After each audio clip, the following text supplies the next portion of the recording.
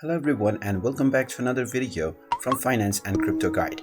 In this video, I'm going to show you how to change the currency within your Spendee account. So let's get started right away. First of all, open up your web browser and then in the address bar type in spendee.com and press enter. You will now be taken into the official website for Spendee. Now click on the login button at the top right corner and then log into your account using your Google, your Facebook account or your credentials.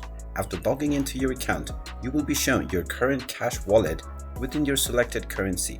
You can add a new wallet and choose your currency, or you can change your default currency by clicking on your account icon at the top right corner.